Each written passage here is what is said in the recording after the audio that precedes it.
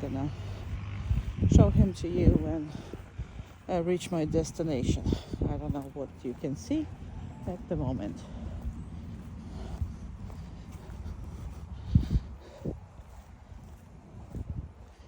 I'm gonna go behind all this. So the reason why I go that far and actually gonna hide behind all this with the phone being sticking out, and I'm gonna actually show you your dog now. Where is it now? I gotta be careful with how much zoom I put on this phone, because it's just gonna depend on what we're looking at. But the reason why I do this is because even though this is considered to be a you know, very high sorry, I have a text and that's why can't really speak normally. Okay, I read the text, so nothing important.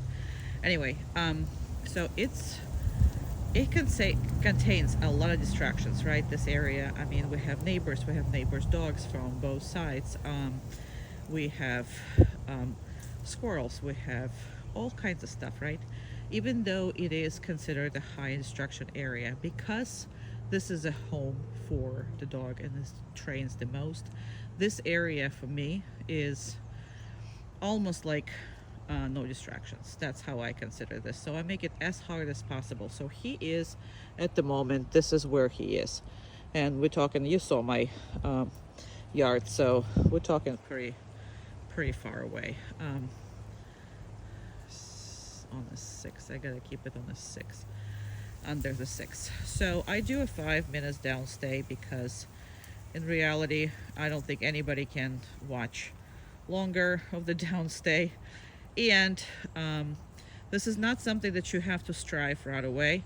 This is something that you have to strive over time. So when we get him home, you should be immediately doing 1 to 3 minutes downstay. That's like immediately, okay? By the end of first week, 5 minutes at least. By the end of second week, you can do it 10 to 15 minutes, and then he actually can do 20 minutes without distractions on the downstay, and about 40 minutes on the place. The difference between the place and the downstay is because right now, yes, he can move a little bit, but he can't get up, he can't turn around, he can't do none of that stuff. So because he can't do all of that, that is why it's harder than the place, right? Because in the place he can chew something, he can actually, meaning the toy or whatever, he can actually do whatever it is that he needs to do. However, I'm gonna start moving in about less than a minute, but the thing about that is this promotes a lot of trust and security for the dog and calmness. So the biggest thing that you will never see me do is, if I put the dog on the downstay, that means I am going to come back to him and release him. I will never call him, never, okay, let's just say, in the first building relationship stage. So most of my dogs that you will see, they don't start coming from the place for at least a year and a half or so. That's where that is. And he finally, you see he gave up and he pretty much relaxes. So he's not waiting for me anymore. And that's why usually the 5 minutes is what it is. So he knows he's supposed to stay until I come back and release him. So coming back to him is a promise that I am going to come back and release you. Okay, I'm gonna start moving. I can't move on I have to move on, can't move on the Zoom because you're not gonna see anything. So I'm gonna have to move like that. So he perked up and he's like, oh, she's coming. Now, just because I'm coming over to him also doesn't mean that I am going to release him. Okay, that's another thing that you absolutely have to remember, because that really doesn't mean any of that. So I can actually derail. I can go this way. Okay, I can go do my own stuff. I can do whatever I want to do. And that should be practiced as well. Okay, so this is something that really promotes that trust that she's going to come back to me and she's going to, you know, treat me good. Now, the thing about that is, no, you don't have to go out of your schedule to do this. We're gonna put it into your schedule where you're gonna be practicing this. Now, I'm kind of sort of close to him, but I'm still not going to come in and release him.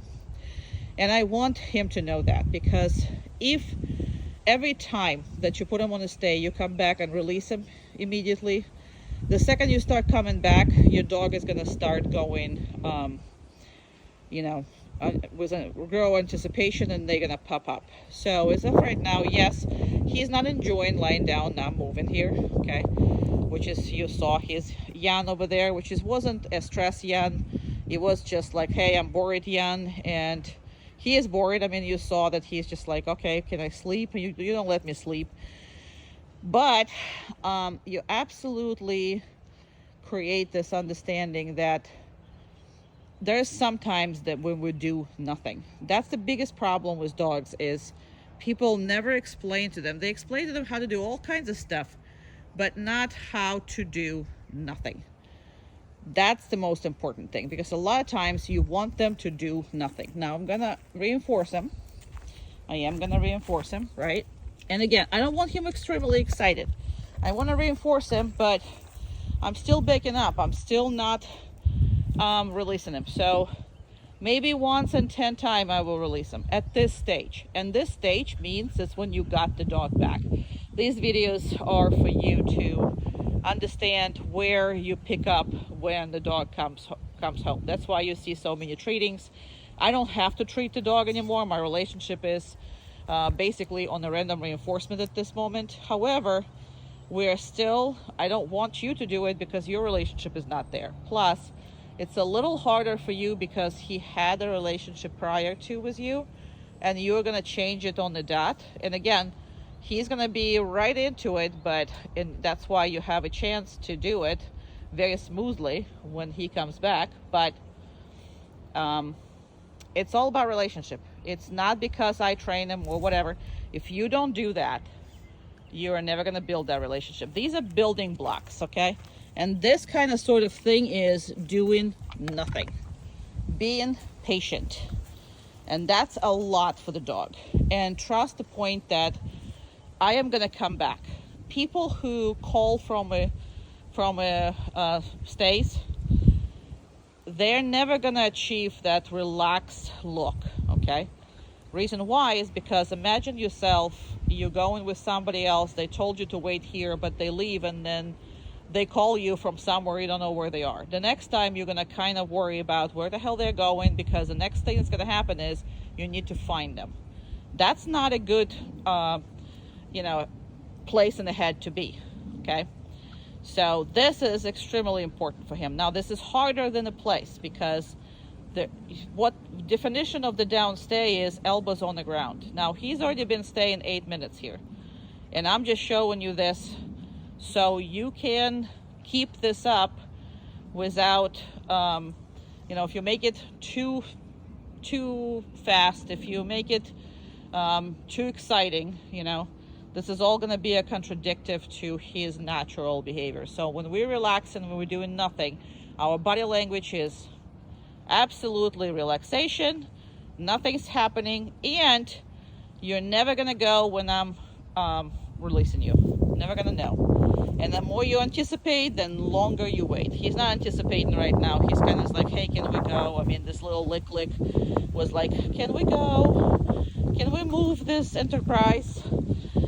And again, you got to be very careful. If he's pushing you and you are doing that, then he's going to be pushing you every time. And the dog becomes irritable, and your downstays becoming more of the torture rather than a relaxation. So just watch out for that.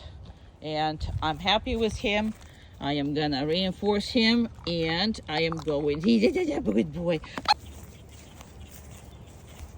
So, very important part when you are walking with a dog or you're doing whatever it is. So I'm going to choose very different path, okay, all the time. And what I need him to do is, without calling him, without me telling him where I'm going, I need him to check in with me and at some point change his direction, in my view, right? At some point, okay? And just kind of sort of follow me all on his own. He's a baby. Who's the baby? Yeah. Good job. So I just kind of addressed him once right now because he's probably gonna go poopy, which is fine. I think he is. Yes, he is. Personal time. Anyway, so what I want to concentrate your attention is the dog. People a lot of times, micromanaging the dogs so much that every time they leave or whatever it is, they're asking the dogs to go with them. Now, he's not a Welker dog. There are dogs that are Welker dogs. Okay, it's your German Shepherds. It's your typical whatever that is, right? They are the Welker dogs, so they'll follow you independently. You can't go to the bathroom without them. Okay, but well, in the house he might be like that because he's bored, but outside he was far from it. All I saw is his butt when I was looking, right? So look at this right now, right? So anywhere I go, he's literally following me, okay? And then when I change direction, I don't have to call him. I don't have to do anything. So this is a bonding that needs to be heavily reinforced. So in the beginning, the basic rules are, and now he's just basically healing with me, and I kind of like it, so I'm gonna reinforce it. Okay, I am gonna actually reinforce it. Okay, so what we want to do is we're projecting two things, right? The first thing is we're going, you're gonna have to check in with me, and I'm not gonna be micromanaging you. I'm just not. I'm gonna go where I please, and you're gonna have to follow me all by yourself. The second thing that I want to reiterate to my dog is you cannot be anywhere where I can't see you. So I will actually correct the dog if I can't see him physically, because how the dog knows, if they can't see me, then that means that they need to find me, right? So they need to check enough times to actually not lose me. And again, you don't have this dog from a puppy, right? You don't. You got this dog, from whatever. I mean, this is a rescue pup. So even if he was young, you still did not, he didn't imprint on you or whatever. So he didn't really know your value. So you got to create that value all by yourself. Well, we're not going to just sit here and pet it. Well, actually, we can. I already showed her everything. Yes, we actually can just sit there and, and enjoy ourselves. Anyway, I think you got the point. But anytime you're in a position of like that, you're going to build this. So I build that, and I'm teaching you how to pretty much build the same bond that I got with him here. And again, in the beginning, you might have to correct him. That's because he's so used to ignoring you. This dog, absolutely 100% used to totally ignoring you. And in the beginning, it was like, what the heck, and why are you, do you even exist, right? So basically, that's what it was before. And I know that he did this to you because they really don't differentiate. They might love you more, obviously, than me when they meet.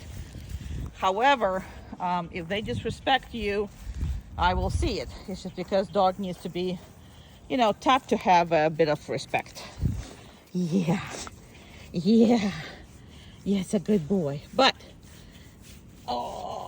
is it good? Wow, is a good boy. Is a good boy, Baxter. That's a good boy. I kiss you. I love you too. Come on. But I hope you got the point. And again, if I turn like this, you see how he is? So he has to check with me regularly in order to be like that. Regularly. That's his job.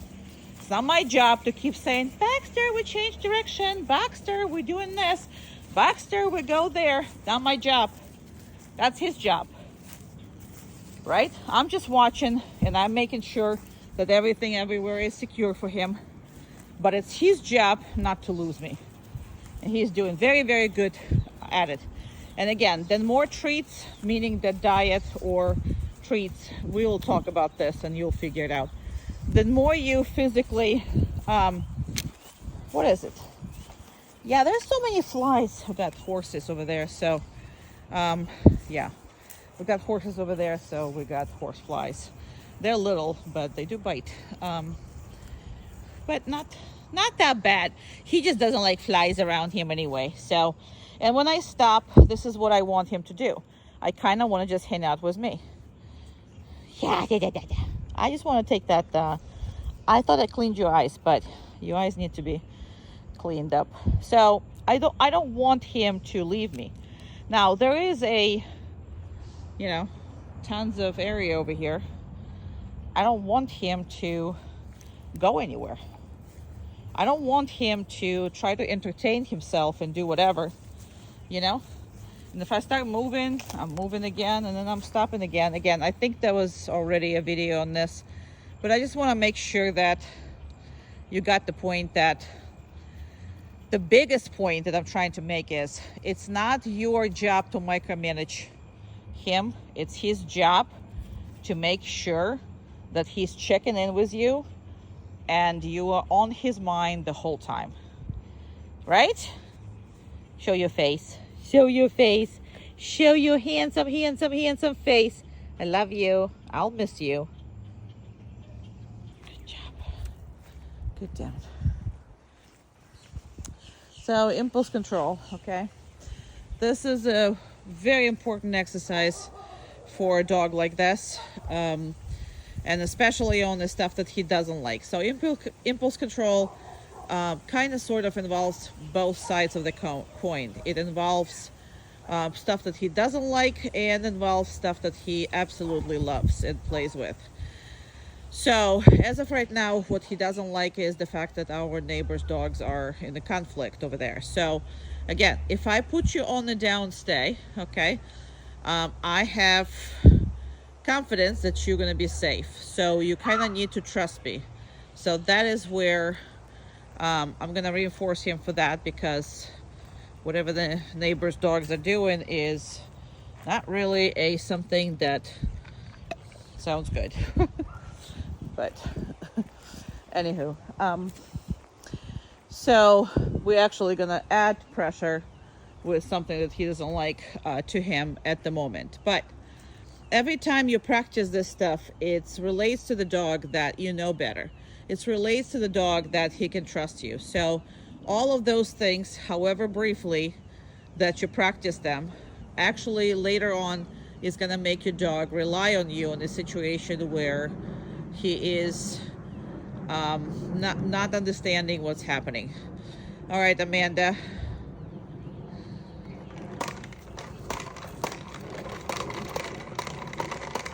Now you can see he doesn't like it, but he is looking at it and he is staying put. Very good. That's enough. Very good. We're done with that. Thank you.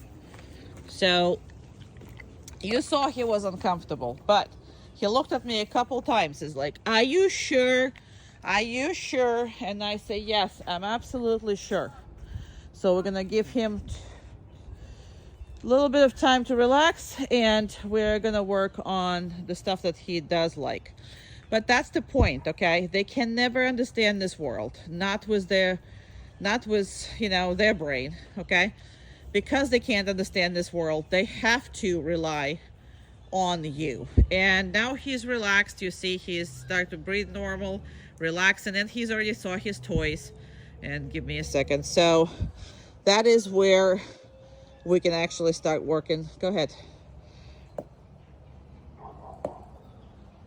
So this is a prey drive and all of his toys. Again, this is hard for him to hold. You know he likes all this. So I'm going to go and reinforce him. Very good boy. Now, in this exercise, never be stingy, okay?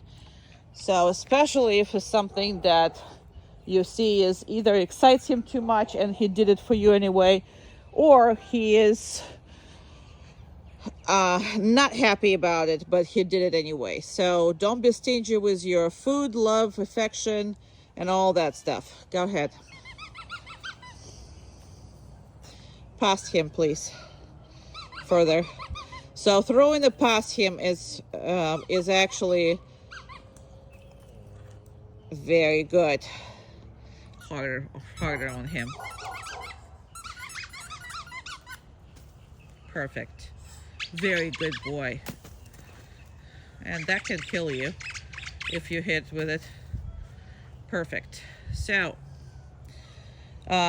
really, really nice patience that he is exorbitant. So sometimes play with him, put him on a downstay and work around him.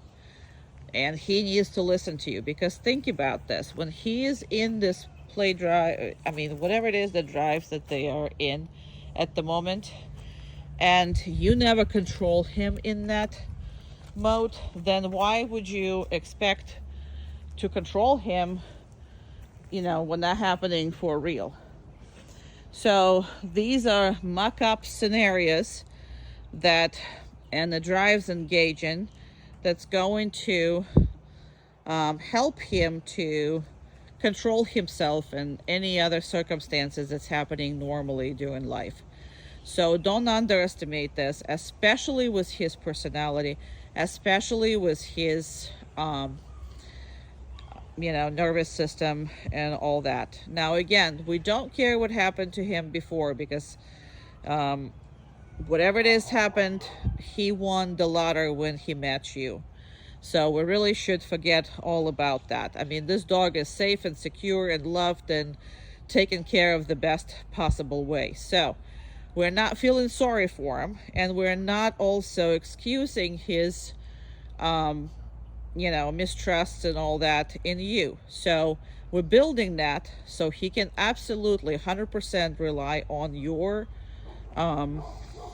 opinion and your experiences. And again, when we talk about the dominance, what we're really talking about and what we really want to accomplish is the dominance of competence. Because technically, again, you're the only one who can make a logical, safe, and decisions that matter. So anytime you are practicing these, and he is practicing relying, you're putting money in the bank of his trust in you. So every time you see him uncomfortable, we're working on it. Obviously, safely. So, and we'll talk about this some more during the class. But again, he's uncomfortable because of those, we got trouble dogs, on the one side of the fence, and trouble dogs on another side of the fence. And and he hears those fights all the time, and they are quite brutal when they're happening. So every time that they have, I think they're getting better a little bit, or people getting better at controlling them, but it's been a nightmare for several months. Right. Very good. We're done.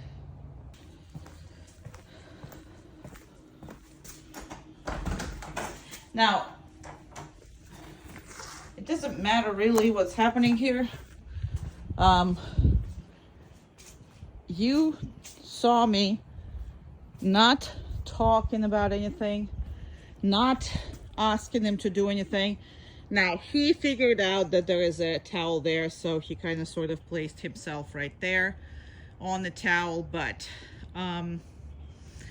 so what I just want to tell you, that the most important thing is every boundary has to be respected every day, of every time, of every single time. Now, he doesn't like it. He used to go, freely through everything. He used to, just bolt through everything. So your dog has an emotional issues with everything that used to be okay and they're not okay anymore. And this is normal for pretty much any dog or human or whatever past the teenager. We all don't like anything that we used to be able to do, and now there's some kind of rule, law, whatever. This is where we are. Rule, law, whatever, that we used to do this freely. Now we're not doing that. So with him, there's a lot of this. So there's a lot of dogs that love to constantly be engaged, and that's because they do have different drives, working drives. Sometimes, we're talking about different breeds. We're talking about different, reasons why the breeds were bred. Some of the, for different things. And your dog is lacking a lot of drives. So he just wants to be a happy-go-lucky kind of sort of animal. However, he is still an animal, and he is still having all the dog's rules and laws and, behaviors, right? So because of that, he still need to have the same rules as working dogs and everything else. But what he's lacking is that, he's lacking his why. Why do I have to do this? Why do I have to participate in this stupid charade, right? Why can't just do what I want? Well, the reason why you can't do what I want, because you really don't know what's good for you. So if he could make a decisions of what was good for him and we could trust it, obviously we wouldn't be in this position, right?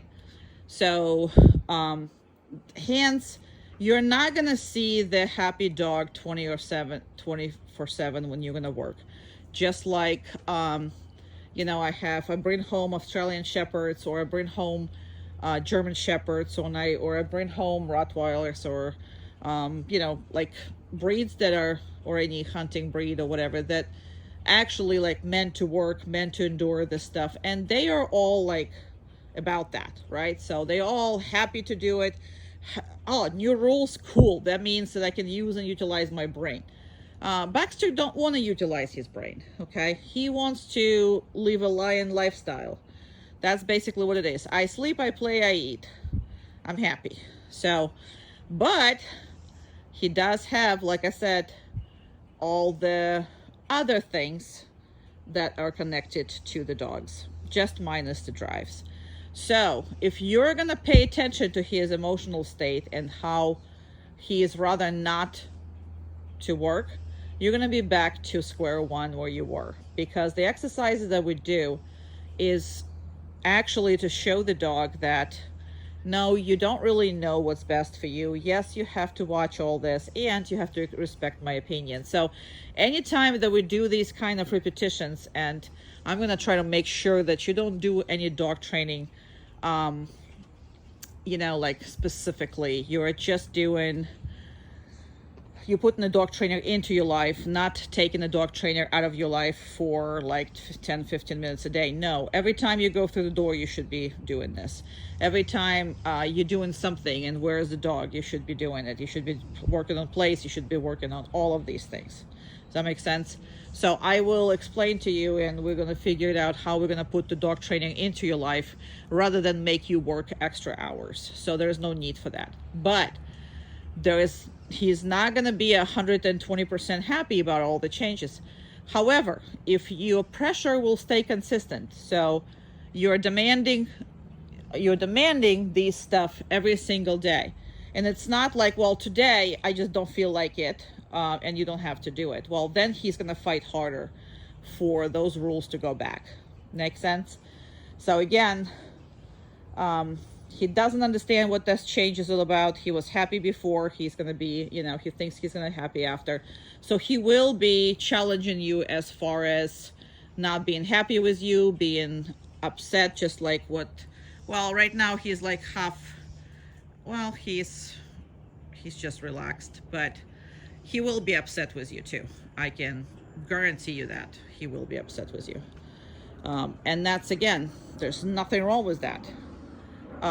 Because if you're gonna keep pushing, it's gonna become a second norm in about So you will see like every behavior will become a second norm, at least, you know, in anywhere between 3 days and like 2 weeks. If you're on top of it. If you're not 100% on top of it, it's going to take longer. But after that, you're going to see the change, because this new norm will bring the new Baxter. And the Baxter's attitude toward working is not going to be, you know, pounding and doing all that. Like, oh my God, you know, my life is ruined. So again, every dog takes it differently. However, not making them work will lead to actually insecurities in life and not knowing what it is. So I rather him challenging you, meaning that your authority, than now just because I didn't put him there, right? I didn't tell him to downstay. I didn't tell him pretty much anything. There's nothing that I told him to do, okay? So he is free to move around. Now, if he wants to stay there, he can stay there. I can care less, right? So we are letting him choose. Now, the biggest mistake that people do is they do sit, stay, or down, stay at the door, and then they go. I will explain to you in a class why is it a big mistake. All you're working basically is that dog cannot pass that boundary unless you are inviting him. So if you're inviting him like, okay, come on, good boy, there you go, that's my boy, and here he goes.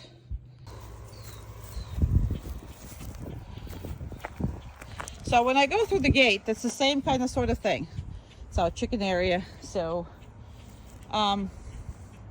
unless chickens are put away, dogs are not allowed through here. So you see like this invisible line between the you know, where the gate is. That's what he cannot cross. So he should not be crossing that thing at all, and unless you invite him in. Okay, come on, let's go. Good job, good boy. All right, we come up to a brand new place. He's never been here. Now I'm in the parking lot. Just because I'm opening the crate doesn't mean that he can come out. Same thing when I have a leash on his hand. I would suggest that you, when you are driving with him, that you are keeping the leash on him in the first couple of times, so you don't have to worry about how you you know, get them out of the car. And obviously you're probably not going to have a crate in the car, so we'll discuss all your transportation needs. Okay, now it's a very, very hot, good boy, out here, so I'm not going to make him DOW in unless he wants to do it by himself. Okay, give me a second. I'm going to put you down here. I'm going to set myself up here and him. All right, and then he's just going to have to patiently wait. If he lies down by himself, I'll be good, but I don't think we will. And I don't think I have it in the right setting. Here we go, so you can see your dog better. So we're gonna go in the store. Very good. Good boy. Good boy. Very good. Gonna go in the store here. And there are people here and there. We're gonna still go in, a lot of people. Good baby, good boy, good job. Very good, very good boy, excellent. We're gonna get in the corner right here. I'm gonna ask him to down. Good boy, very good. I'm gonna drop that leash. Now, reinforce the dog. Now, I am dropping the leash a lot because I am confident in my in the equipment. In the beginning, you're not going to be, but very shortly you will.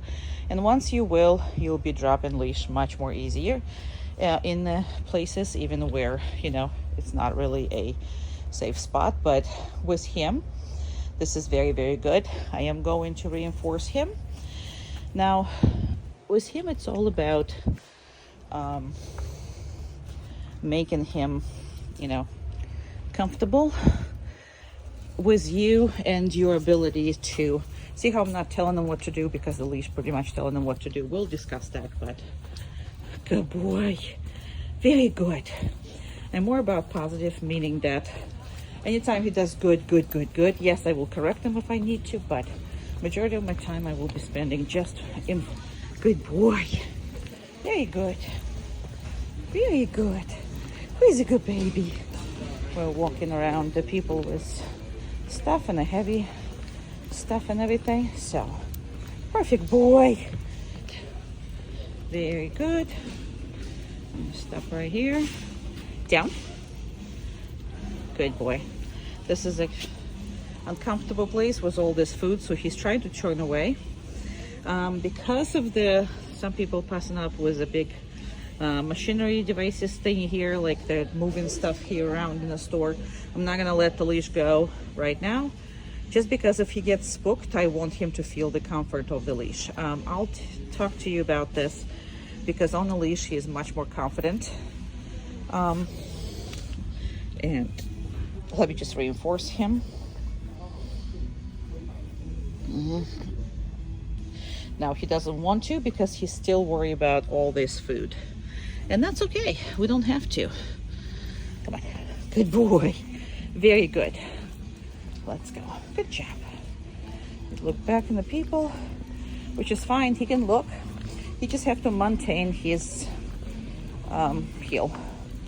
That's all he's gonna do. He's a good boy. He's a good boy.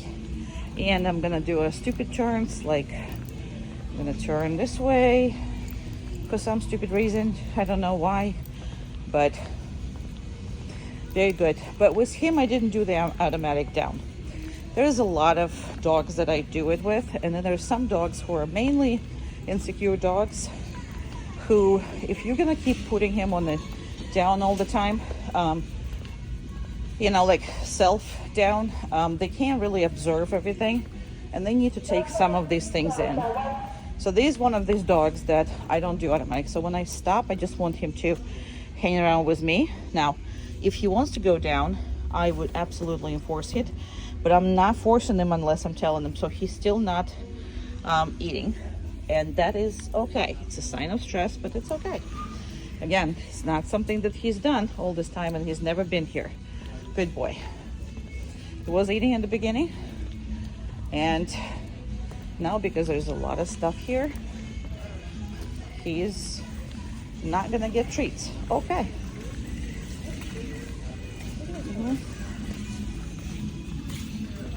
Good boy. Come on. Good boy. Down. Very nicely done. There's people walking. There's this one going. Now I keep offering, seeing he's starting to eat again. So don't give up. When you feel like you need to offer him this, you can offer him this. Now, even though there's a lot of things going on, I am gonna drop the leash here. He is feeling hell of a much better. People walking, and I'm gonna reinforce him. So trust always goes both ways. So if you don't trust him, he's not gonna trust you either. So, but this is when you are very sure in your equipment. Obviously, this is not for everybody to just, hey, you just in the beginning and you already doing stuff off leash. That's really not how that works. And now, the more distance you give him, the more he is on his own, and it's harder on him. Those are very good for building the relationship, because again, if mommy left me in the proper place, then mommy is sure that it's safe. So it's like a money in the bank every time you do these things. The treats are dry, right? Very good. I just want to see people walking. So in the beginning, he kind of reacted to a lot of different people, and now he's looking at them, but his behavior doesn't really change much. So But it's, again, the more you ask him to trust you and your judgment, the better and calmer he's gonna be. So we are coming out this door. Might or might not freak him out. He didn't like it that much, but it did not freak him out. He actually dealt with that very nicely. If I had enough hands, I would give him something for that, because that's a tough door to deal with. There's the trucks and all that good stuff. Again, because it's so hot, I am not going to put him on a DOWN. You shoot if it's not that hot. And when he comes in the car, first thing, just because I open something doesn't mean he can get in. Absolutely does not mean that he can get in. Okay. Good boy. In and out of the car, easy peasy. We're good. What a good boy you are. What a good boy. And I left the car running just so he's nice and comfy. So he's not hot. My smiley, smiley, ugly boy. So my smiley, smiley, huggy boy. Smiley, smiley, huggy boy. Smiley, smiley, huggy boy. Smiley, smiley, huggy boy. Smiley, smiley, huggy boy. Smiley, smiley, huggy boy. I love you. All right. Now, when you travel with him, when you go anywhere with him, don't be stingy. And again, these videos are for you to start with. So when you're driving with him, make sure he's all set up to in and out of the car. So if there's anything, you can grab the leash and guide him. I will explain to you what the difference between this and that. But he is absolutely a great man as far as travel goes. I love traveling with him. I love going anywhere with him. So really good partner. Really good bud.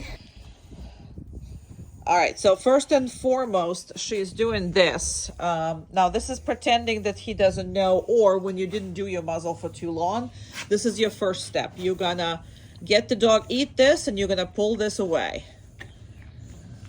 Okay, good. Now you're gonna put some more and do it one more time, but in the end, you're gonna clip the muzzle on. This is, if you're not practicing it enough. Go ahead. Put this on first, let him eat, and put this in. Put this on. Perfect. And make sure he can actually sustain being in this. Pet him, please.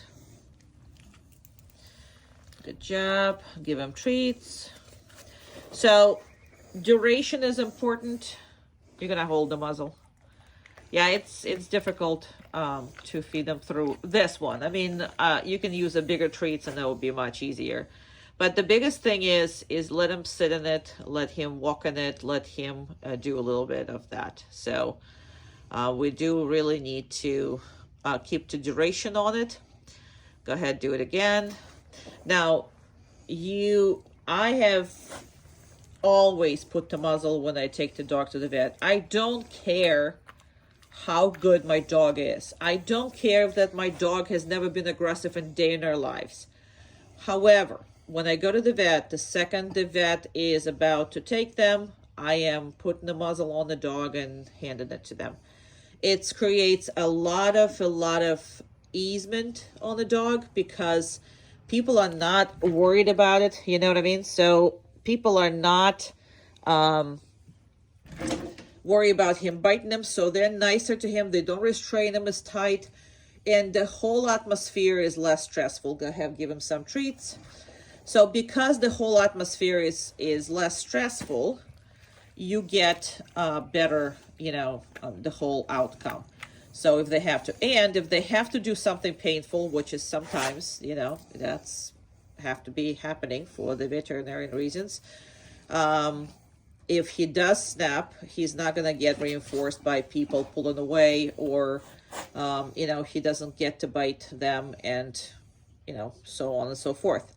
So I absolutely recommend that you practice the muzzle at least twice a week. What basically I do is when I sit with him in the evenings or in the morning, whenever I have the time, and I just sit with him, I spend some time with him. So I pull up my nail clippers, I play with them. I pull up my, how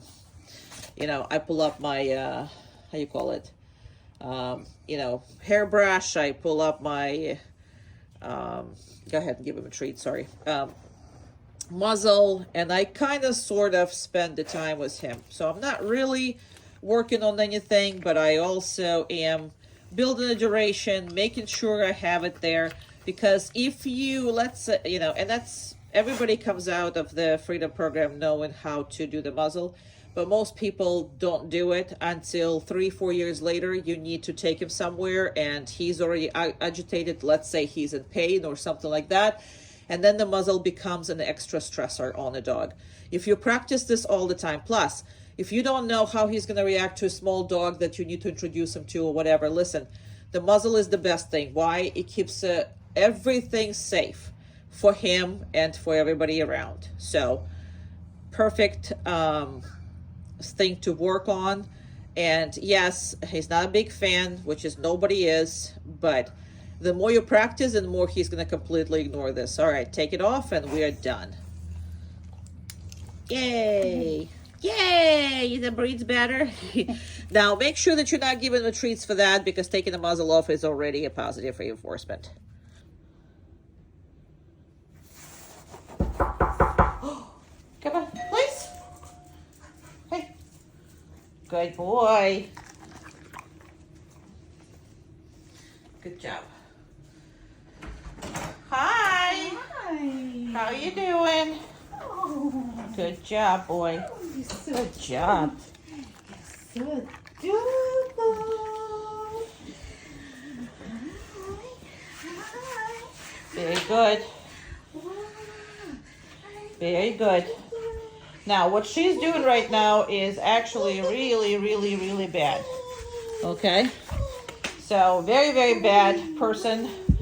Very, very hard for dog to work in this kind of conditions. Plus, unless they really love each other, like these guys, this is going to be a really obnoxious, and he's not going to like it when people are going to do that. Okay? So, Place is going to actually put the barrier between this and that. Now, that's good job. Alrighty. Good. Show how the people need to actually do this, please. And thank you. Anyway, so she's going to go and she's going to walk in like a normal people is going to have to do. So she just runs to the place. Good boy. Now on the place, again, he can do this. He can turn around. Now you see how she completely just ignored the dog and passed through. Now he wanted to say hi, but she didn't. So he is not responsible for who is going through the door. Majority of the people make the dogs responsible by putting them up first there to be, on the front lines of that door. And that should not be happening, because only you is allowed to let the people in and let the people out. Now, if he is barking or lunging or any of that, obviously Place is going to stop some of it. However, he can do all of those things in the beginning of the place. He just can't leave the place. So he gets corrected, not for any kind of emotional response to it, but he gets corrected if he leaves this spot. Okay? That's what the whole definition of the place is.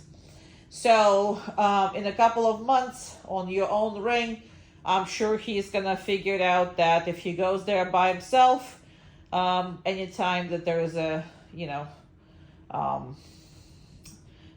doorbell or somebody knocks on the door, because that's what he has to do every single time. That right now I have to tell him to go to Place, but if you're repeating it a lot, then nothing is going to happen. Now, everybody should be doing this. Every single body should be doing this. Now, when you come home, just as much. When you come home, you're not addressing the dog right away.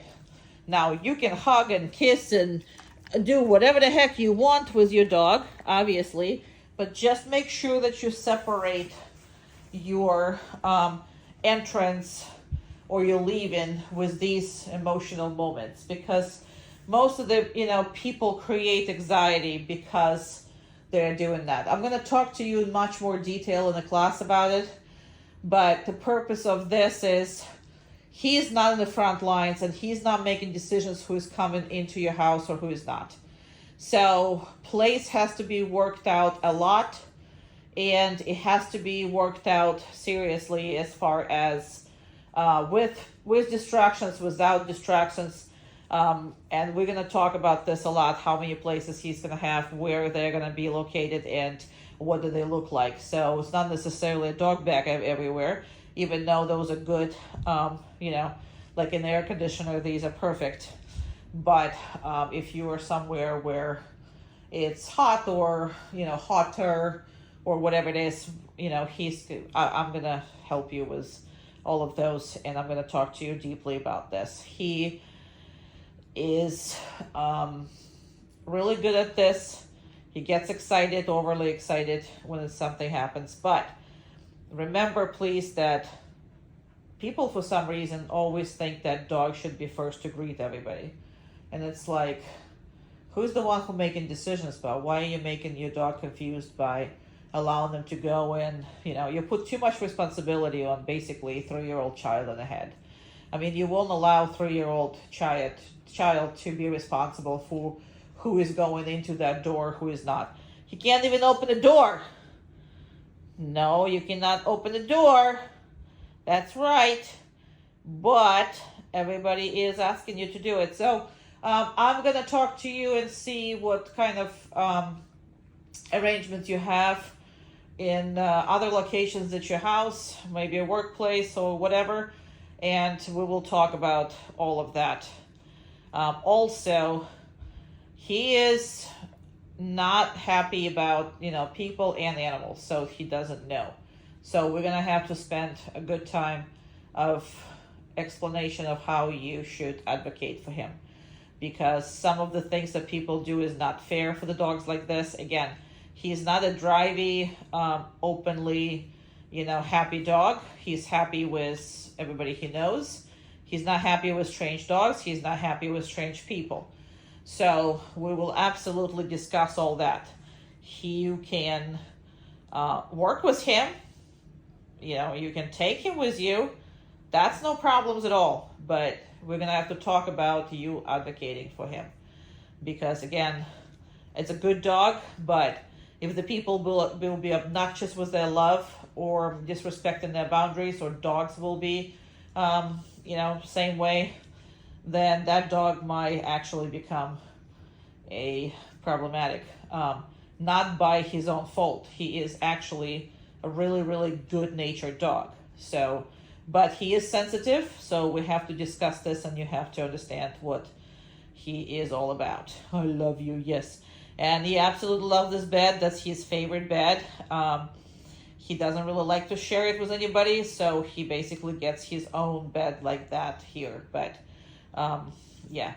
Some dogs don't like to share. That's another thing. So there's not a lot of flexibility into him. So he is not too flexible of the guy. Right. Not too drivey, not too flexible. It's not a bad thing. None of that. I mean, being reserved with strangers is not a bad sign, but you have to work around that, and you have to understand that about him. But he's absolutely perfect. He's a perfect boy. Okay. Here he goes. No. Okay. Good boy. Good boy. No. Okay. Good job. That's a good boy. That's a good job. That's a good boy. Yeah, I know you don't like this exercise that much, but this is a great exercise. No. Okay. Torture. That's a torture. That's a torture. Now, if I didn't say anything, you can just eat it. That's right. That's the whole point of this, right? We just can eat it. Or no. Okay. Good boy. So I'm going to explain to you when to say no and when not to say no as far as the working with a dog. No. Okay. Good boy. It's a good boy. That's a good boy. Very good boy. Very good boy, good boy, good boy. That's a very important exercise. Very, very, very important. We're very important. I know, they're dry. They're too dry, huh? No?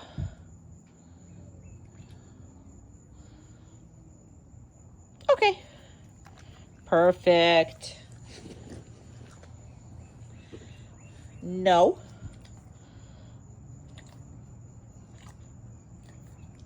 Okay. Good boy. Good job.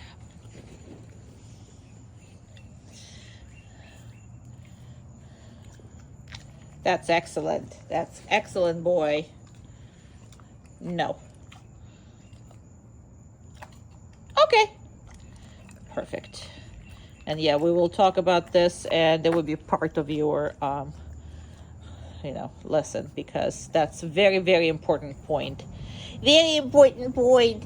Very important point. Yay, good boy. You can climb to me. Yes, yes, yes, yes, yes, yes, yes. Yes, yes, yes, yes, yes, yes, yes. Yes, Huggy Bear. You are Huggy. You are Huggy, Huggy boy. You are Huggy, Huggy, Kissy boy. You are Huggy, Kissy boy. Yes. You're Huggy, Kissy boy. Yay! Here you are. Here you are. Yeah, you're a good boy. That's a good boy. That's a good boy. All right, and a completely different type of exercise, even though it looks the same as one of those other videos. But so this is on the ground. So we don't have garbage dogs, okay? We don't have dogs who go for anything that's laying on the ground. Either you put it there, it fell off, or we found it, okay? So we're teaching them hard not to be attracted to anything that's on the ground, and you need to set him up in order to train that. That can be absolutely not only beneficial, but it can save his life, because they are not that bright and smart and whatever as far as food goes. They will eat pretty much anything, and they can hurt themselves. So that's that. But he needs to be absolutely refrained from touching anything. And the food that's on the ground, he's not going to get. So you're going to actually pick it up, and you're not going to let him have it. So he needs to absolutely learn that. And you can reinforce him just like as heavily as I'm reinforcing him. Every time he makes a decision of not going for it, I'm waiting for a little bit, and then I'm reinforcing him. So it's not like tit for tat. Because what happens is, if it's constantly tit for tat, then there's going to be, like, oh, well, I'm eating something. No, you don't eat any of that. So, very good boy. So you can reinforce him like that for not touching it. But it should be literally, you should set him up for dropping stuff and doing whatever. So if food is on the ground, or food is going to the ground, this is not his food. And that needs to be explained on a very, very intense level. So none of that is his.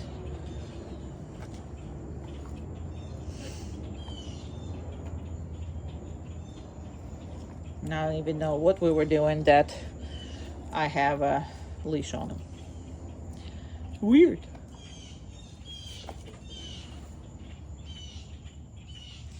That's a very good boy.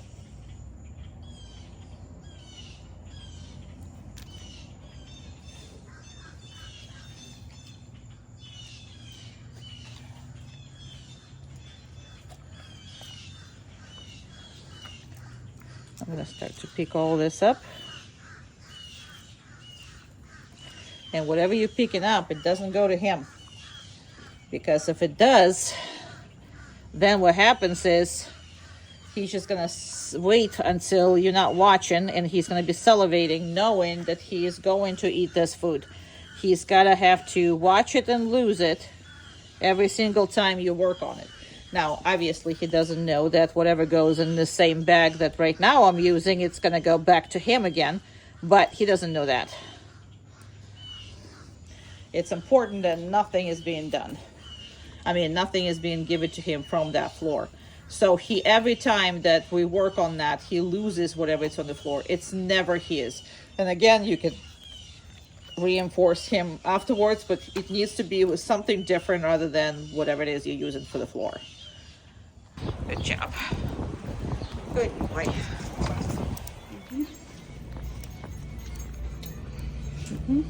Let's go. Good boy. Good boy. He can look, he just can't. He has to continue to heal. Very good boy. Very good. Go ahead. Good boy.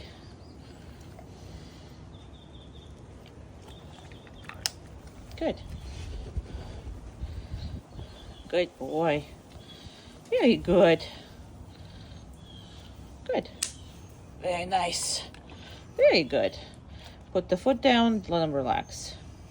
So, hated this. I mean, wouldn't let us do anything to him. So, obviously, he's been restrained when his nails is done. And you should be doing this yourself. If he can't trust you with his feet, what he can trust you with, okay? So, that is very, very important exercise and a trust builder thing. You know, you also don't really necessarily have to, like, cut all the nails at once. You can cut one nail a freaking day if you want to. But if you have any kind of ways in your relationship that your dog says no to, you have a problem. Because anytime he gets hurt or whatever it is, you're not going to even able to, like, look at it or do anything because it's going to freak out. It's a big fly. It's a fly thing. All right, go ahead, do one more. Good boy. So that took a lot for me, and it took a lot for him to accomplish this, okay, especially for Amanda. So that took some serious work. So now the way I am feeding him while and after she's doing it. So after she's gonna do the nail, I'm gonna feed him. So that's basically what you should be doing. Go ahead. So you're paying him for each and every nail, okay? See, and I'm paying him. That's basically what you're gonna do. You're gonna hold, you're gonna cut, and you're gonna give it to him. But in the first couple days, you're not gonna even cut. Now, if you wanna do the drill or whatever it is, it's much easier, but it has to be desynthesized, so let me know if that's what you want. But we always cut, so we don't have to. He's so funny with the flies.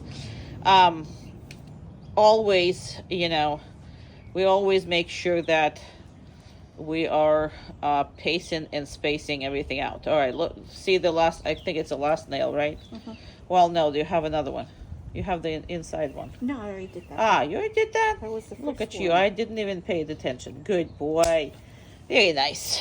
And pay him. That's a good boy. All right. So now, when you do this, first you're playing with just the feet. Second thing, you put some pressure on it, and you absolutely need to do this yourself, because anytime you give somebody else to do it, that's probably why he hated it in the first place. Because if it's not usually veterinarian, it's sometimes just hey, let's just do it fast. And sometimes, human mistakes do happen and they hurt. If they cut it too short, they hurt. So he knows that they hurt. Now, also notice that he's on the downstay. So he is not allowed to just get up and go. He's not allowed to do pretty much anything other than lay down here. And, try to catch the fly. Go ahead. But he is not getting out, and he is not doing whatever that is. Good boy. What a good boy. She's going to do one. I'm going to pay for it. That's what you're going to be doing, right? Now, you don't have to be stingy with that. You can do a whole diet like this. You can do a whole bunch of treats for that. And again, you can only do, you can do only one nail. You'll be okay. She's just trying to get to it. Good job, boy.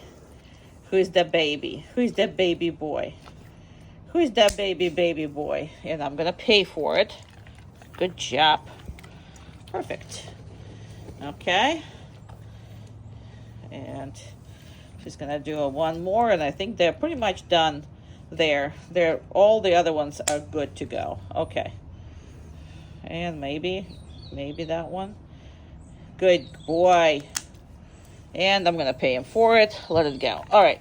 Now, I definitely know that the back ones don't have to be done, but she's gonna work on it, like pretend she's doing it.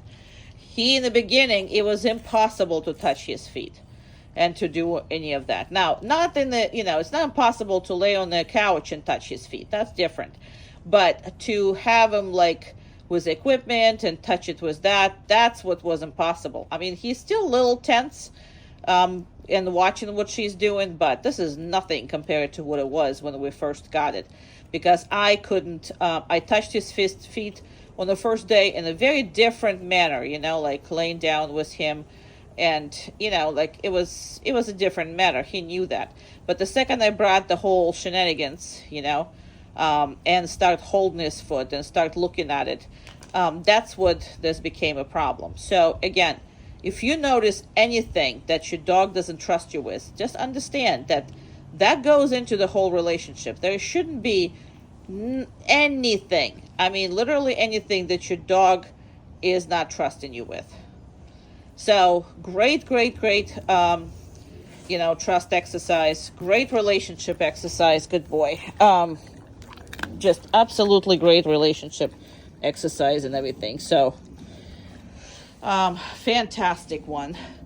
So that's please don't underestimate. People always give it to somebody else to do. And again, I mean, the way they were done before, that was horrific, because this dog was terrified of anybody trying to do something. So obviously it's been hurt before. Go ahead and let's do the brushing. Right. Not necessarily a good brush for him, but whatever. We're just gonna make sure that we can brush him. Now, that's also the point is very good. That fly is not gonna just get into your mouth. He's hilarious with these flies. And again, he can catch this fly, but you see that he can't get up and just chase it all over? That's what you used to do, right? He can't be doing that. He's on the downstay. That's how he is. Okay, very good. Now, you can do as much, brushing still needs to be done for the dog like that, just because it is good for his skin and everything else. So there's nothing wrong with that, and he's very good with this. Go ahead and let's go ears. Now, ears, eyes, and mouth. You need to be able to see anything that's going on there. Now, not only that you need to be able to see, but if you do this once or twice a week, and you do this under, these kind of circumstances, you'll be having a hell of a much easier time to treat if they ever have ear infection, or they have it, because they used to it. You're used to you messing with the ears when they're not hurt. Because imagine if you just only look at the ears when they are hurt. I mean, that's bad. And done. Perfect. So, just saying, all that is important, again, for the exercise building. And go ahead, eyes. Good. Same thing. If there's an eye infection, you want to be able to look at it. Want to be able to look at there's some kind of debris in there. Very good. Yeah, you are. So as you see, she does it. I reinforce it. So for you, you sit there with the bowl of treats or his diet or whatever, and you do that, and then you pay him right after you've done with this. Right after you've done. Perfect. Very good. Good. Do it one more time, because he didn't like it and he was kind of rushing you. So if he's rushing you, he is not, and stop. So if he's rushing you, you cannot be giving him a treat. Now, this is a straight A student, as you can see through all the videos, and he absolutely knows what the criteria of this behavior is. So the treats are only given if that behavior is performed on 100%. So if you're going to start reinforcing 70, 60, 50, 30, 20, and he's like barely looking cute, if you're going to do that, then we're going to have a problem with maintaining that. It's not going to be maintained to anything. So if you do 100% on the field, you might get 70. So that's basically where we're going. Go ahead and the mouth. Mouth is, there you go. Let go. Perfect. Now, why I told her to let go is because he was fantastic, and that's just the way it is. Good job. Go ahead. Very nice in front. Very nice bottom front. Perfect. Awesome. All right, so this was the whole grooming thing. So how often do I do it? Here I do this pretty much every day because I do need to get your dog in a trusty mood right away. So the more I do this, then more money I have in the bank with him. And as far as you, because he lives with you, you should be doing this once or twice a week. That's what you should be doing. So again, I haven't released him yet, but I will in a minute.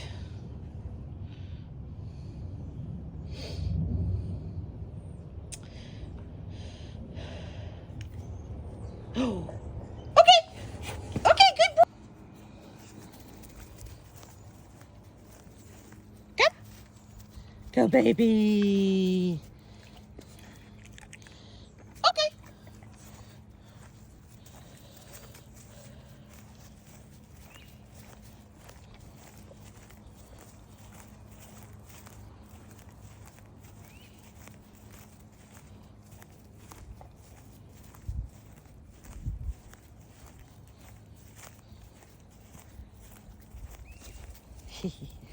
He's a good boy.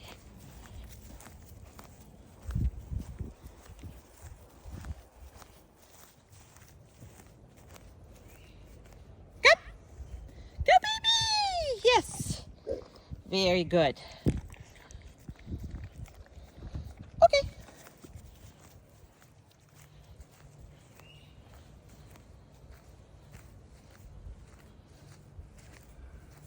Personal time.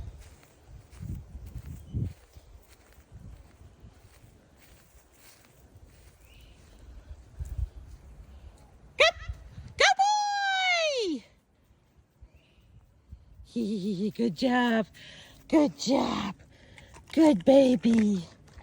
Okay. Good baby. There's a good baby. There's a good baby. Good baby. Good baby. Good baby. Good baby. Yeah. Okay. Okay. Good boy.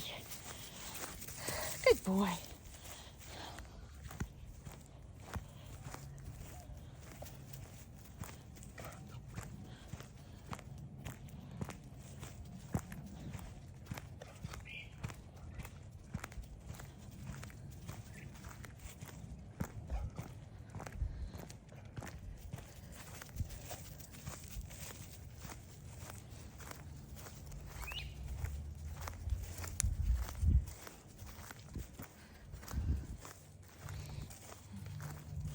Well, since you're going with me, down.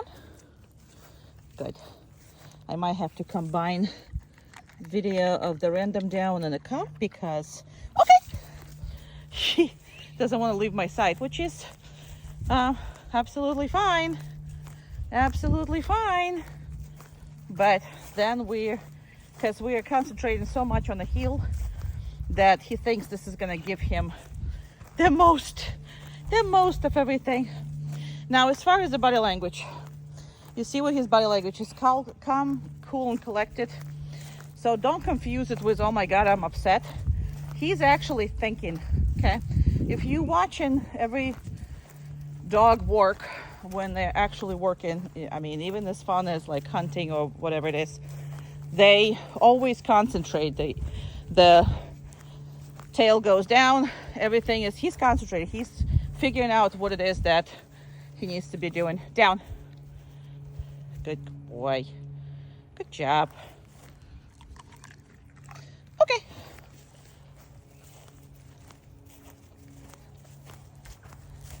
So he's already figured out we're actually working.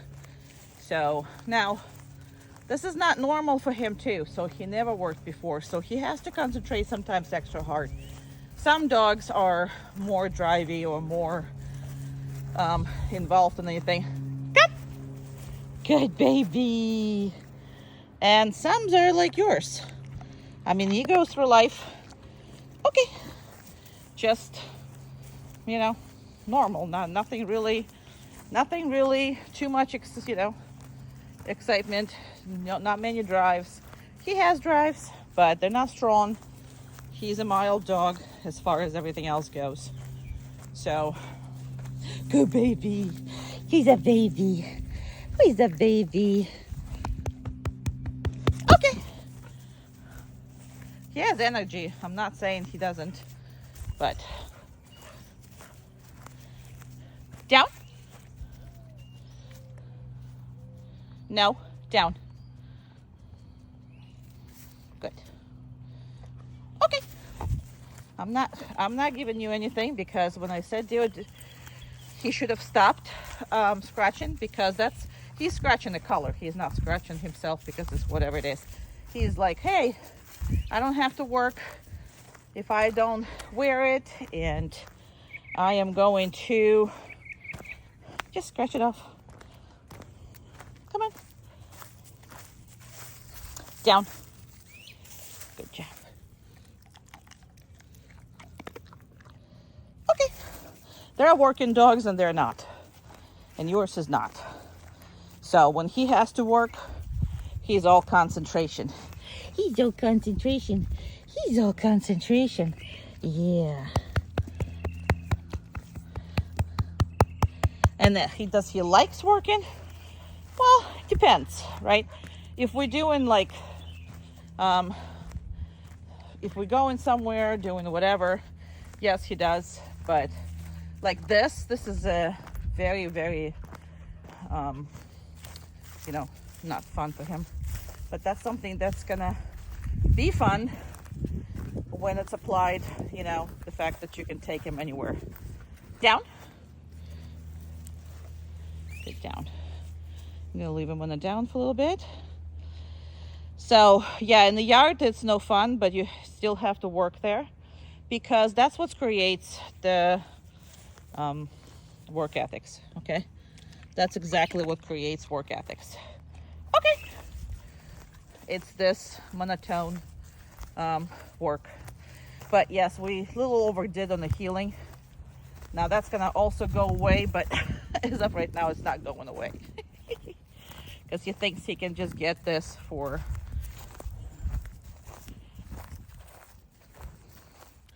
treats for this. Down. No, down. Good. Okay. Good boy. So now he's particularly does not want to work anymore. He's trying to concentrate his best, but he does not want to work. So the second he figured out that's going to be a monotone session, he just kind of puts himself together. Now this is how every pretty much job looks for people. And see, again, he's choosing the heel by himself, which is fine. But he is on the heel with me, so it's hard for me to come do any of this. Yeah, you know it all. But again, just because some dogs don't want to work, some people don't want to work, right? So for some people, going to work, this is how they look. And they just do bare minimum for whatever it is. Again, that's a personalities, and there's nothing wrong with that. And for him, it's like, if I choose heel, then I can't be wrong. Now, this is not going to happen when he's outside. This is not going to happen when he's whatever it is. So all of that is going to come to mind. But if you don't do this work, this is the first type of dog that's going to stop working for you. Because this is what makes him, makes work quality, the work ethics appear. So I worked hard on these work ethics because outside of that, what is a fly? So that's basically what you gotta do. Hey, come. Good boy. Look at mommy. So work ethics is very important for him. If you don't do that, and if you will think that he's sad or doesn't want to, yes, he doesn't want to work. I mean, who the hell wants to work? A lot of people don't want to work. He's fine, and he is excited to get rewards, but he just doesn't want to work. Again, nothing. It's a fly or something there. So please make sure that you work him in this condition. There's some dogs when I say, hey, you know, they're crazy and you need to work them when they're crazy. And there's some dogs that are lazy, and that's yours. And he does not want to work. That doesn't mean that he doesn't have to at all. Right, he's a good baby. Good job. Okay, you're free. Okay. Here's another thing that a lot of people get wrong. And they kind of reinforce in the wrong thing. So when I'm sitting like that. Are you coming? Okay. When I'm sitting like that, okay, I had to coordinate with Amanda. If somebody is passing by, and in this case, Amanda is passing by, my dog has no business greeting them, going to them, doing whatever it is. My dog is my dog sitting right here. So it doesn't matter, you know, what she's doing, why she's going, and whatever it is. I want to make sure that very good. That was, he relaxed even. So that's very, very good. Very good. So he has no business greeting everybody, getting up, doing whatever it is he's doing. So, and I'm also, he's not on the DOWN. He's just here hanging out with me. And I'm not telling them to down, or I'm not telling him to do anything. All I'm telling him in reality is all I'm telling him is to just be with him, and I'm reinforcing him. So I am not micromanaging the situation, but I will heavily enforce it, right?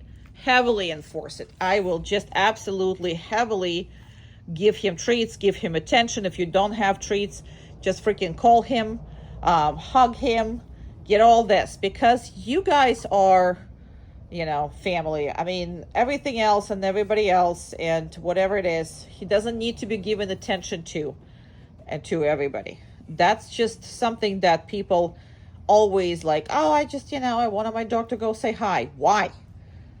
Dogs don't say hi to anybody that, first of all, they don't know. And if they do know, you know, they obviously going to say hi when they just first time see them. But when they keep going, why would you, you know, advocate for your dog to go back and forth and follow random people around?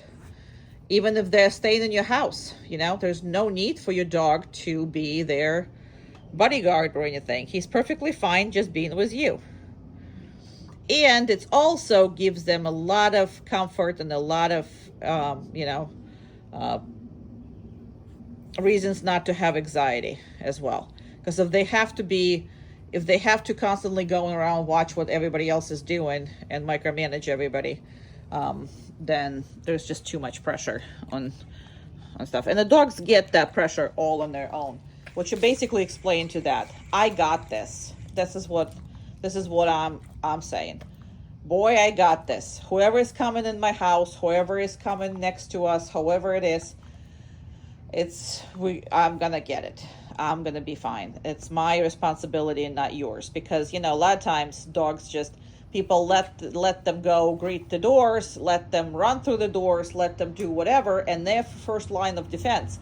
And that's putting a lot on the dogs, because if you telling them you're first line of defense and they don't know this person, but you open the door and let them come in anyway, I mean, there is a big issues with that. So we'll discuss a little more in depth this thing, because he does need your help with that.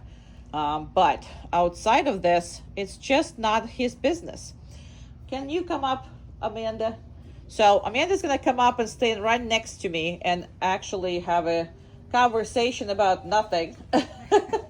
Our made-up conversations are the most difficult conversations to have. How do you like my flowers? They're beautiful. I'm surprised they're surviving the heat. The heat has Well, that's a desert rose, so desert rose should be. So just because we're standing here and we're talking, right, does not mean he needs to get involved. So again, I like the fact that he is not involved. He is not with everything and closing everything and doing everything.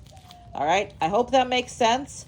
And that's going to calm your dog down. And if you're going to be just consistent about it, he's going to be so much calmer around the stuff he doesn't understand. Because we got to guide them. We put a lot of pressure on them without even knowing. So, less pressure on him, the happiest boy. Right? He's a happy boy. He's a happy boy. Yeah, you are. Yeah, you are. Good boy. He's a boy. Who's that boy? Gonna go play? Okay, play. We're gonna go play. Yeah, so we're gonna try this this crate. Good down, boy. So we're gonna try this crate. This is our emergency crate in case we see something in the yard that's not supposed to be here, because you know sometimes we do get stuff that crawls through or does whatever, and then we are going to put them in. So I am normally using this crate to show everything that you need to know about the crate. So absolutely. Okay, in. You can say crate, you can say in. I always say in. Good job. Very good. Now I'm gonna take off his collar, because when he's going in the crate, he shouldn't be with anything on. So I'm gonna put the collar there. Now, just because the crate door is open doesn't mean he can come out of it on its own. So these rules on the crate needs to be enforced every single time. Now, I'm not gonna completely close him in because we're not gonna be there, you know, for security reasons or whatever. I'm not going anywhere, but I'm just gonna step away and he's gonna get familiarized with this because he's never actually been in it. So, we only do this for like videos, really. I mean, hopefully we will not have any emergencies, but it's good for them to go into different things, because if he is going to be with the vet or groomer or, you know, even boarder of some kind, you know, he is going to be put in a different crate. And what you don't want is for them to stress out. So the more exposure they get, the better it's going to be for them. Just so, because a lot of times when I see a dog who's never been in a crate, well, not only that now the dog is sick and has a lot of pressure or pain or whatever, well, now you're putting more pressure and anxiety and everything else because you stuck him in a crate, because that's the reality of, you know, for anybody professional to have your dog around. So he's going to be in the crate, which is going to be putting extra pressure besides being sick. So that's the main reason why I recommend people to crate train, besides the benefits of that in the house and the chewing, and not only that, but it's also, you know, good for anxiety. Again, we will never deny having the same room, I mean, to have their own room for kids, but for some reason we a lot of times deny for a dog to have a space where the dog is completely safe and feels safe, and it's their own space. Nobody is infringing in that space, and they can sleep better. A lot of times when I see on my cameras is the dog is restless in the room because there's too many, well, in the house, because there's too many points of entry.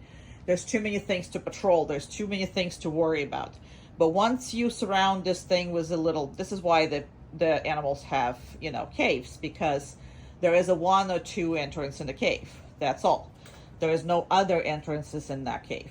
Okay, so you don't have to worry about all the degrees around you. You only need to worry about the entrance, right?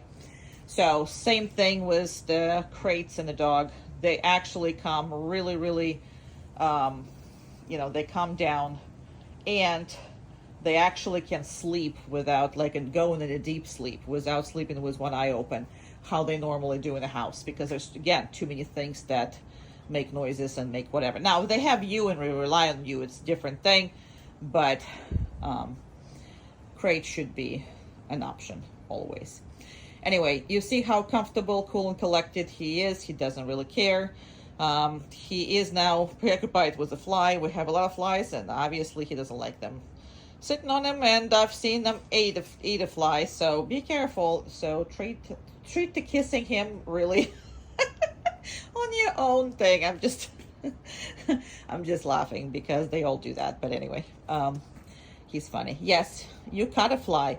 I discourage catching anything with the mouth here because it could be a wasp, it could be a bee. So I am actually not allow them to catch the fly or get into the, flying things, because there's too many things that in Florida buzzing that's not really good for you to swallow, right?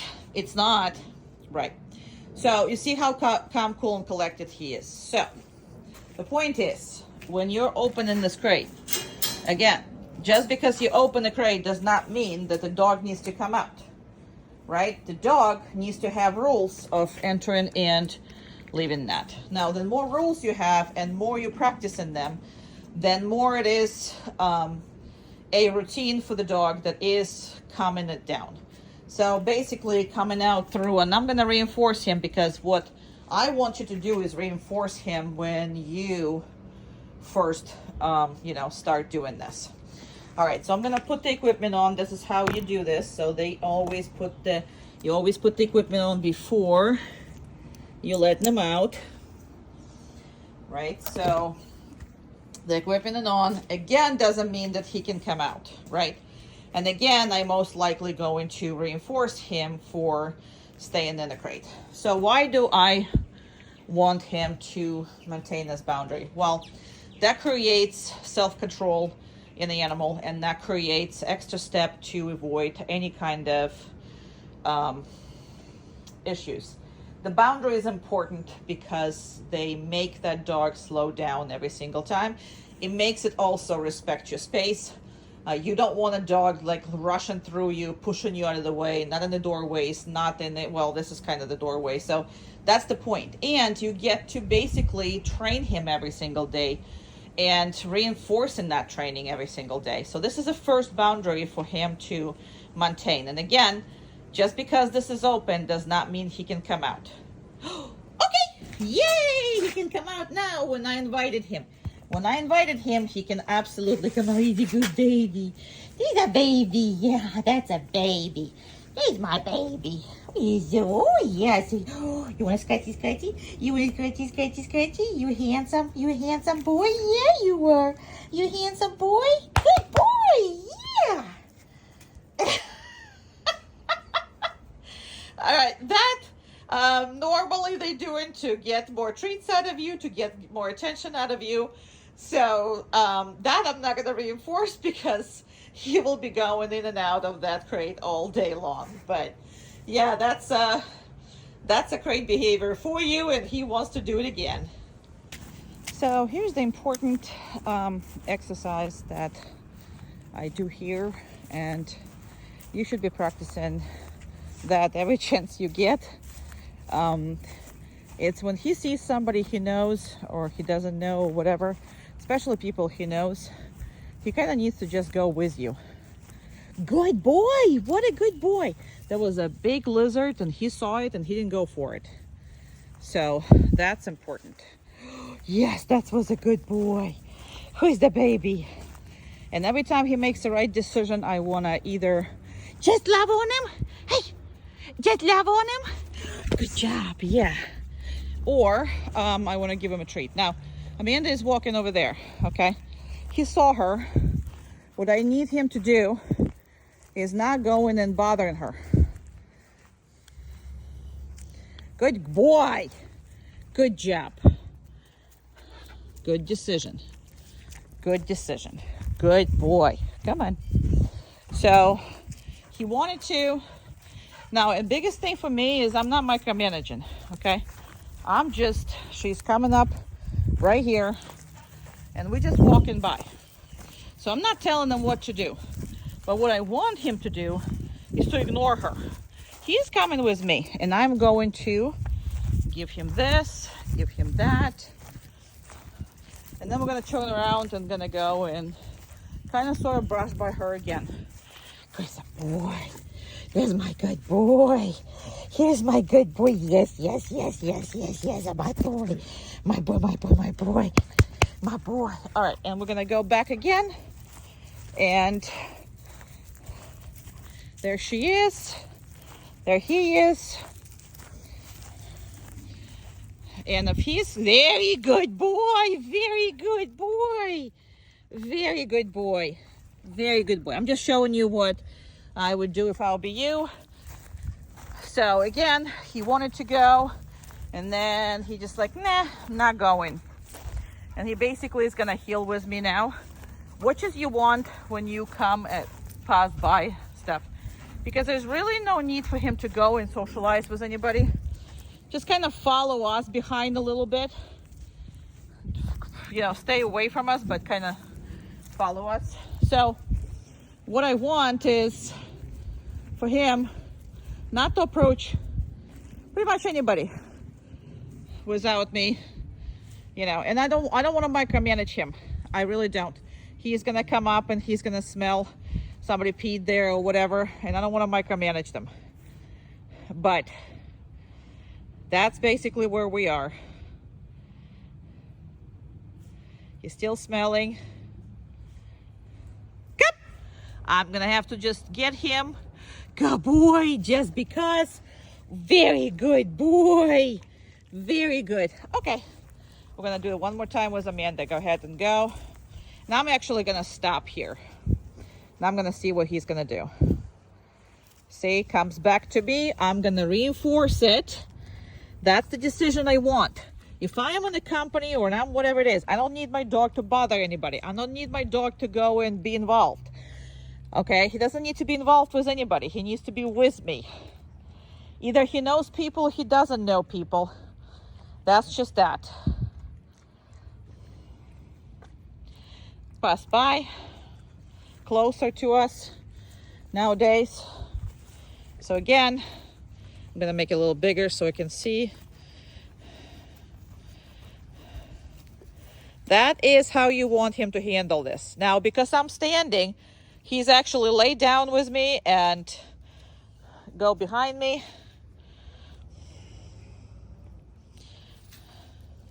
And kind of brush off like right here. I'm just directing her where to go. Now, I didn't put him on a down and stay, right? I didn't do any of that. But what I want to make sure is that he's not bothering nobody. And I'm going to reinforce it. Why am I reinforcing it? Because if I'm stopping, just stand there, man, that now we're going to go around you. Because if I'm stopping, so I start to walk, see? Because he's a good boy. Yeah, you're a good boy. There's my baby. He's such a hugger. You a hugger. Yeah, you are. All right. So I'm going to just walk, right? And then I'm just going to stop. So basically, I'm not going anywhere. Now, I might be distracted. I might be looking on my phone. This is what I want you and my dog to do. I don't want to go around. I don't want him to go around, get in trouble, go bother somebody or do whatever.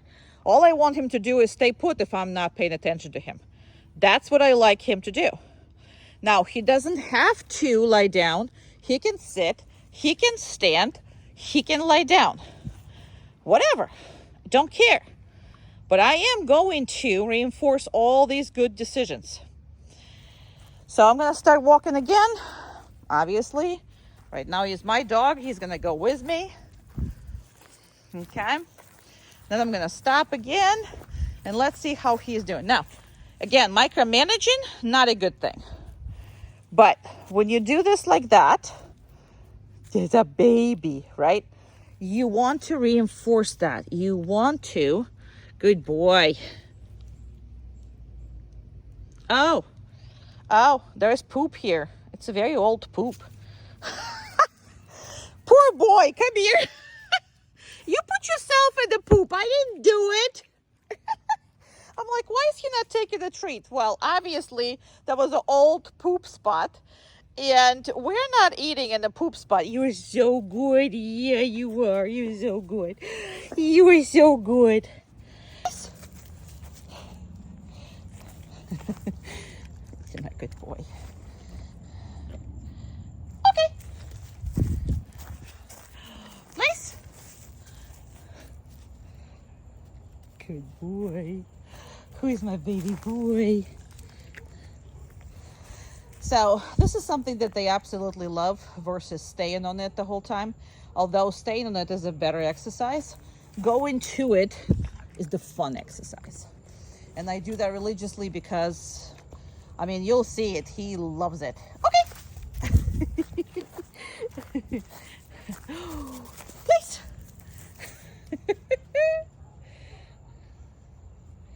So that's something fun. That's something that he's absolutely concentrated for, lives for.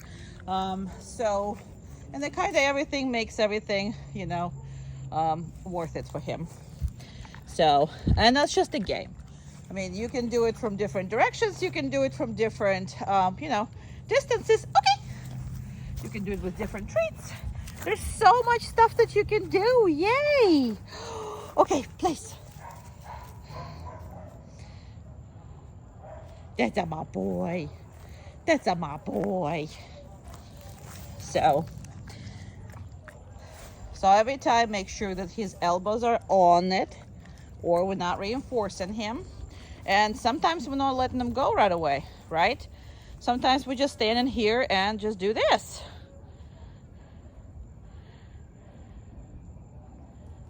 And there's flies, huh? Okay.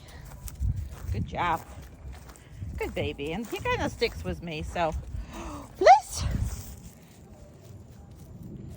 Go boy. Go boy. Good boy. His feet can be out, but his elbows must remain on the place. That's my definition of that. His butt can be out. He can't really control his butt where this butt is. And he can move. He can do whatever he wants on this spot as long as he's not leaving it. And you see how he is. The feet is off. Now, anything can be placed. We'll talk about that. So it's not the towel on that. I mean, he's done it on a very different surfaces than that. I mean, literally, place can be okay. Place can be, you know, if you have a tile, and they usually love it. Place. So you literally can. Good boy. I know there's a flies or something. Okay, we're gonna stop soon. I don't repeat these videos, like redo them. So, and I'm not gonna start now. So even if it's fly or whatever, we deal with this or whatever that is, but we are not stopping or redoing the videos, because that's whole point of, you know, being authentic with that. And if your dog has problems with anything, I'd rather show you how to deal with that than not show you how to deal with that. I'm going to reinforce this beautiful stay because he is fantastic. He absolutely is fantastic, even with this stupid fly. That's a big fly. It's not a horse fly, though. We have a lot of this because we have horses like next door. But that's not a horse fly. That's all I was watching for, because I really don't want him to get stunned. That's not a good thing, right? Okay. Good boy. Look at you. You're such a good boy. You're such a good boy. Place. And you can do this. No, place. Come on, place. Place. Good boy.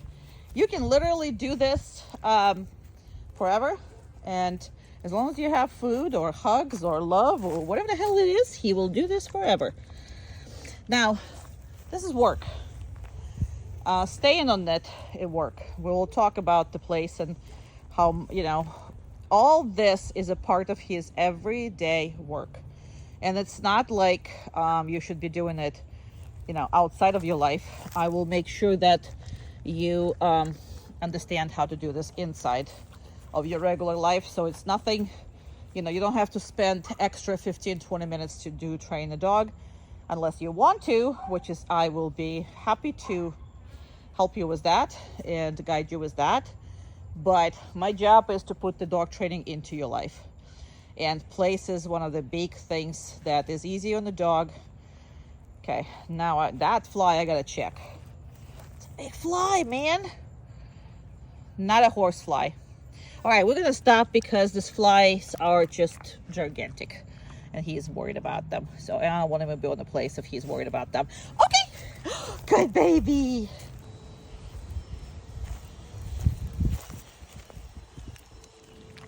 Okay, place. Come on. Place. Good job.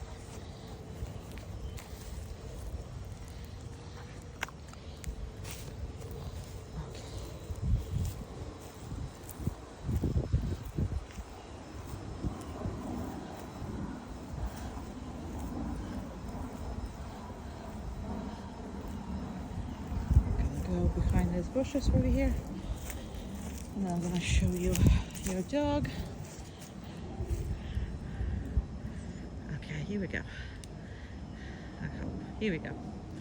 All right, so place is very different from downstay, and it's easier behavior for the dog. The reason for that, now he's kind of watching Amanda, who is using a vacuum outside, so she's vacuuming and cleaning over there, so that's what he's looking at. And the dogs, you see how he doesn't like the fact that the dogs behind me are barking, so there's a lot of distractions going on here, and that's my neighbor's dogs. So the difference is between the downstay and the place is the fact that downstay, the elbows have to be on the ground the whole time and in the one spot. So the dog can't get up, can't really crawl, cannot stand up, cannot sit up, cannot do pretty much anything. Now place is a very, very relaxed command. So he can do whatever you want. He can do whatever he wants on that place as long as he's not leaving it. So he can stand up, he can turn around, he can stretch out, he can chew on his bone, or chew on a toy, have a toy, or he can stand up, turn around, bark. I can care less what he's doing over there, except for the fact that he's not leaving that spot. Now again, there's a lot going on right behind him, directly behind him, behind the bushes. Amanda is with the vacuum, and directly behind me there are dogs that are normally fighting right next to the fence, and they're fighting with the other neighbor's dog through the fence on the other side. But fact of the matter is, he must maintain being on the place. So this is not going to be as long video as 5 minutes downstay, because 5 minutes downstay is difficult, much more difficult than this, and there's really no reason to do this. But just for your information, as of right now, he can do up to 40 minutes on the place without distractions, meaning like in a house or whatever that is, okay? Or in a yard without like big distractions. As far as downstay, he is about 10-20 minutes without distractions and 5-10 minutes with distractions. Now what you have to understand is that's not what you're starting with. So when he comes home, you start the minute first time, maybe a minute or two second time, a couple minutes, by the end of the first week or two, you should be in 5-10 minutes. And after that, in the 2 weeks, you can already ask for half an hour or whatever. As your relationship grows, so does his ability to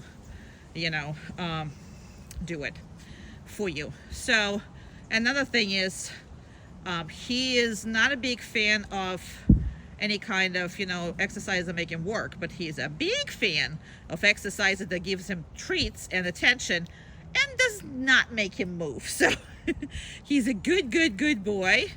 That's where I am right now. So I'm gonna start moving, and I'm gonna go get him and release him. So now we will spend some time doing different places and coming up with different places in the house for you, and I will let you know everything that you need to know about the place.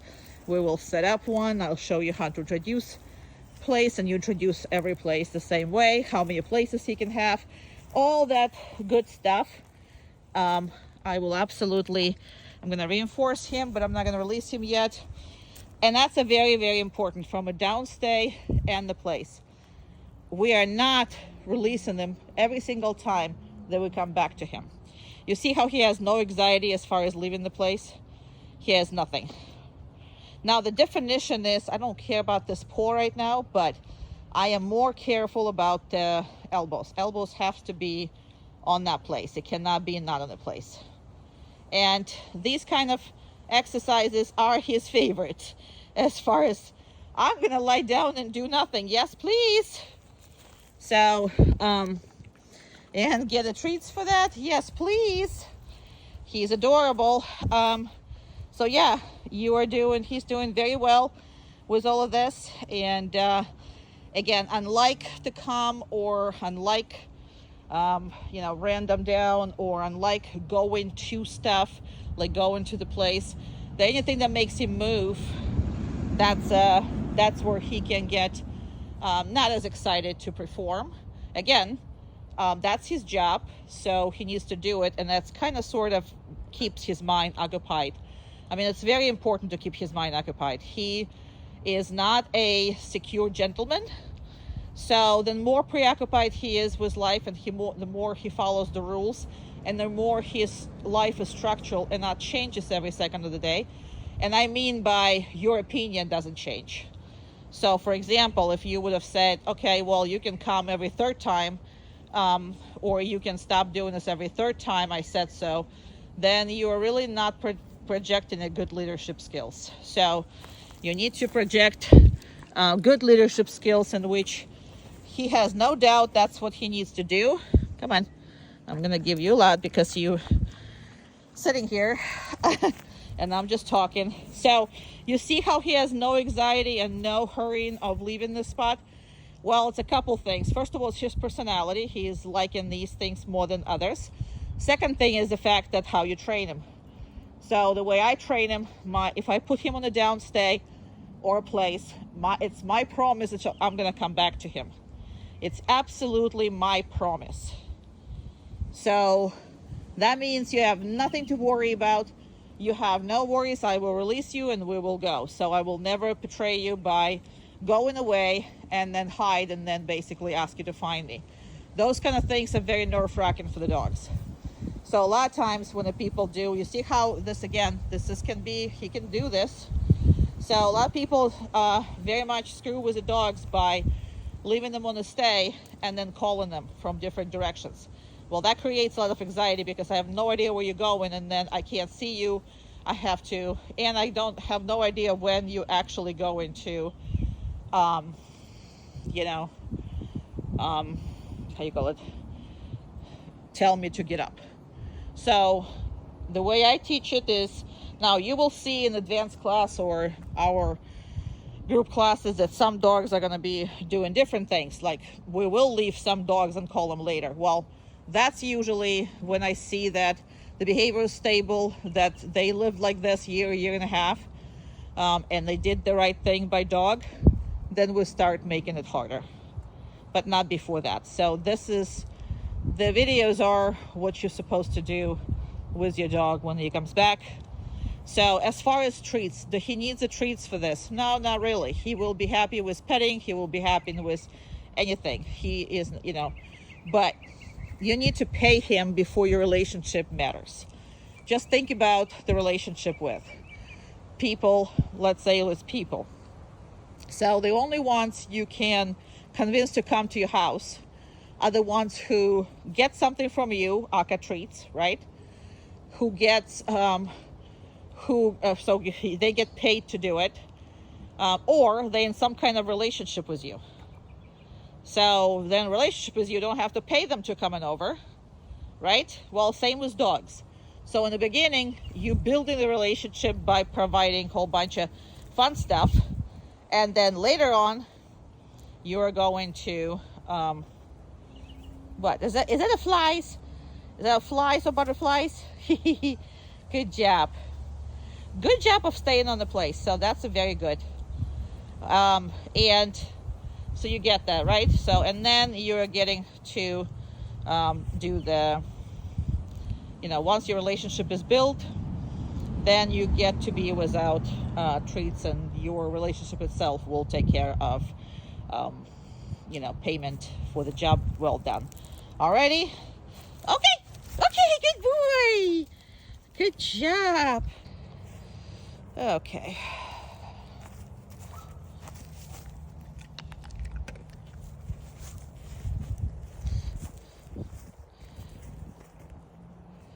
Impulse control with the dogs, and I will describe to you when you can do it and when you cannot be doing it. So there's a safety concern with this involved, and you need to be fair to the dog when you do this, make these exercises. So we will go over them. Uma, I gotta go this way.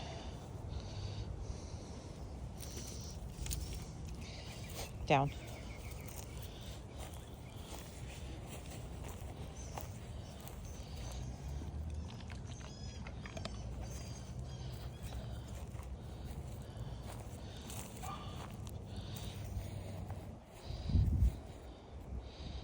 Pass off.